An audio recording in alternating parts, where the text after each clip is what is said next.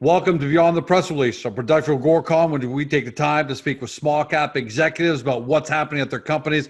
With us today, we're happy to have him back, Richard Cindric. He's managing director of Primo Pharmaceuticals. The company trades on the CSC under the stock symbol PRMO. Great stock symbol. And for our friends in the US, under BUGVF. And for our friends in Europe, under 8BV in Frankfurt. Now, for those of you new to the story, that's going to be a lot of you. The company's going through some transitioning.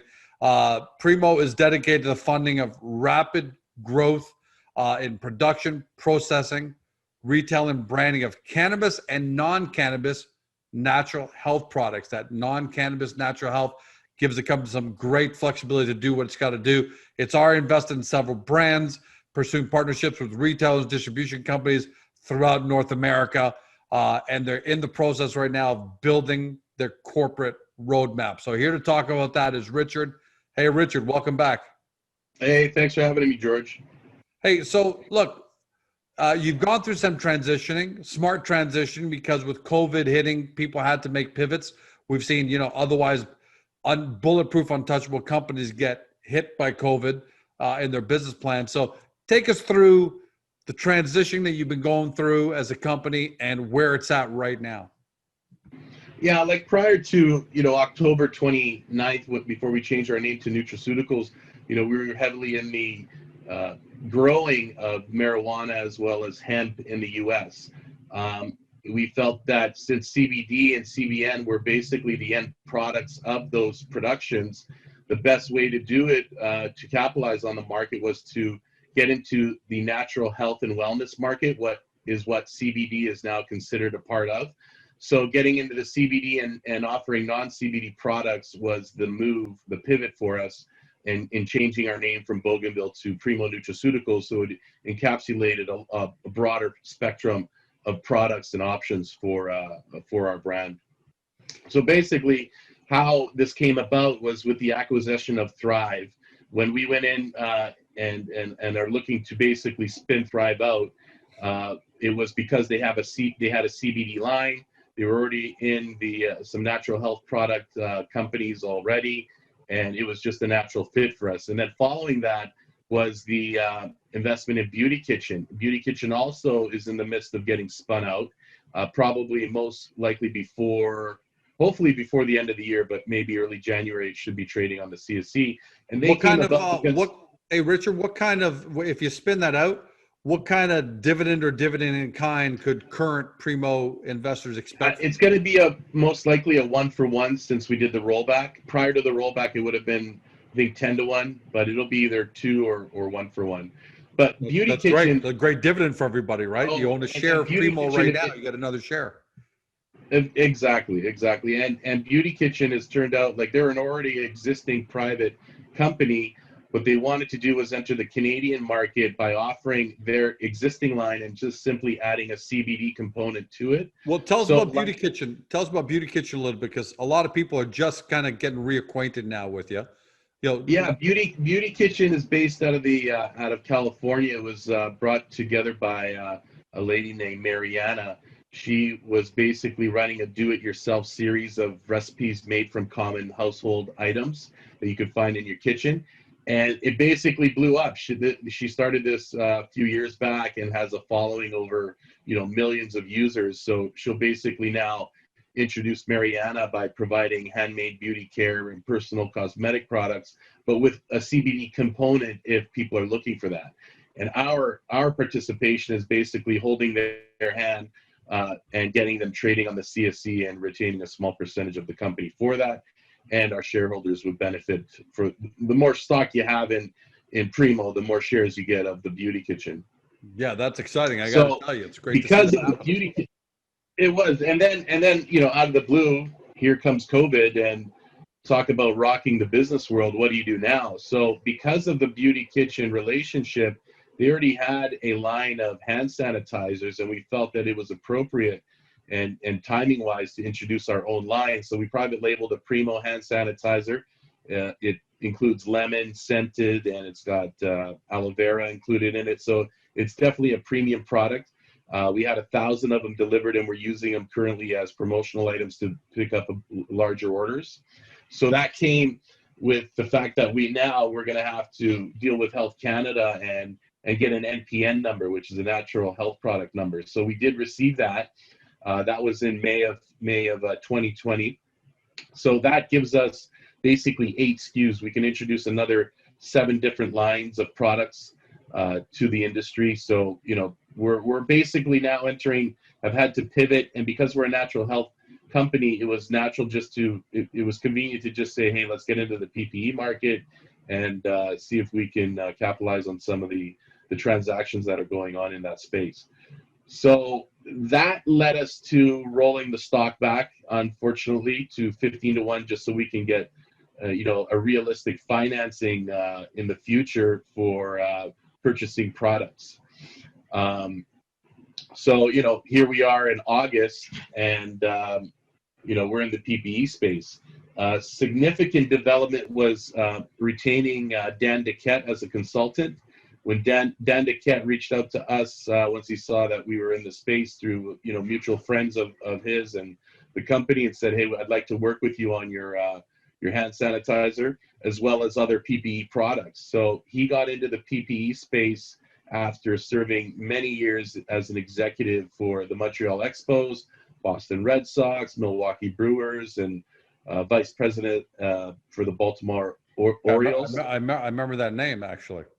Yeah, so he's become quite active in the market, and what he's done is he's already sourced and sold 5 million masks to the state of Maryland in the United States.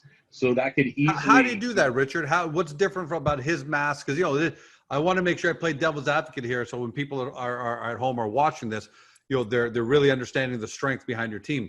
It's not easy to win an order for 5 million masks when there are a lot of guys around, you know, trying to get into that market. So what's the differentiator for Dan and you guys? Well, it's not necessarily our brand. We're just basically going to be brokering large size PPE products from federal agencies. So what Dan, you know, given the fact that Dan's got quite the database, it was just natural for him to, get into brokering, you know, large amounts of PPE, especially if he's got contacts at the federal level in state legislatures, right? He's partnered with Crowley. Crowley's a worldwide logistics conglomerate. They do over $2 billion in annual revenues, and he's got contracts with the U.S. Department of Defense and Homeland Security. So, you know, we're hoping to get a large order similar to what he did with the Maryland 5 million masks.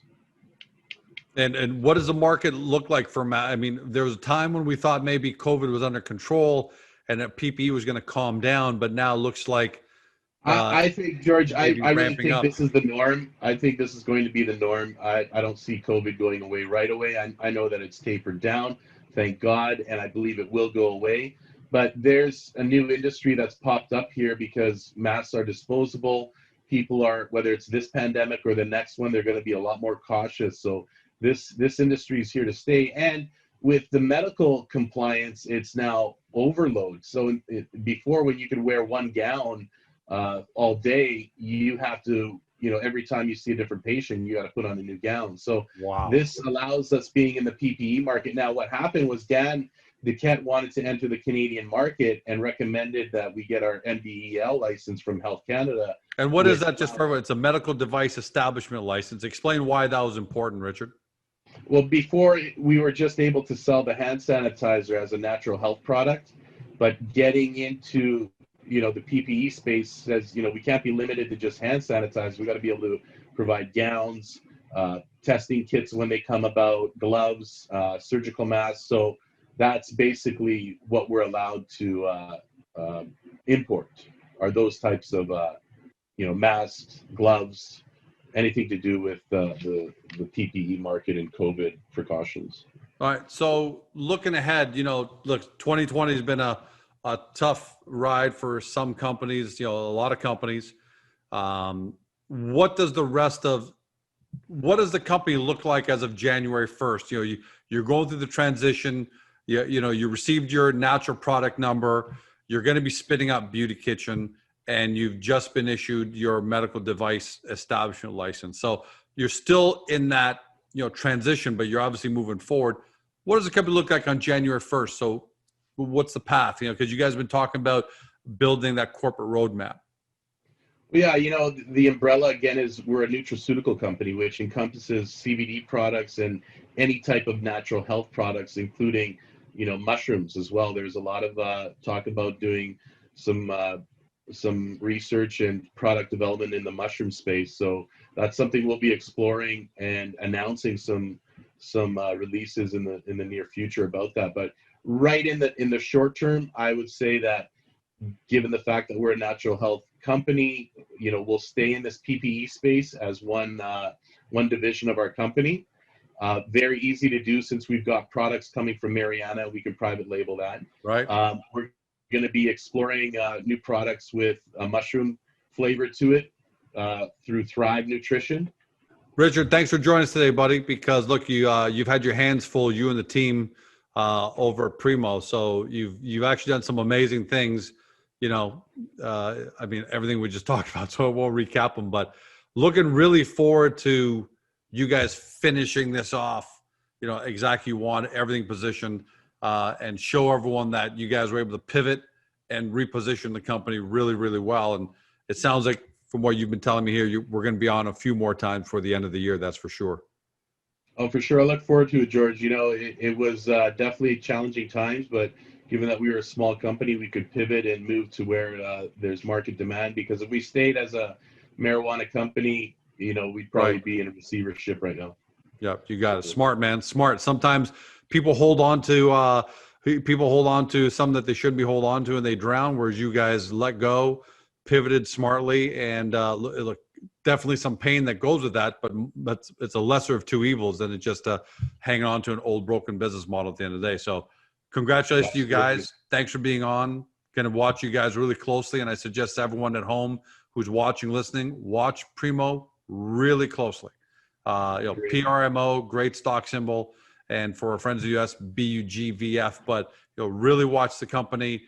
Good group of guys, smart guys who have been successful before, and you kind of see that at this pivot. It's not over, so it still looks like, to people watching, it may look like it's not all the pieces together. But now that we talked to Richard, you can see how all those pieces are being moved in order to. It's really all coming together. We cut our overhead, very low overhead, and this was the right move at the right time. So you have to learn and capitalize and adapt, right? That's what we've done.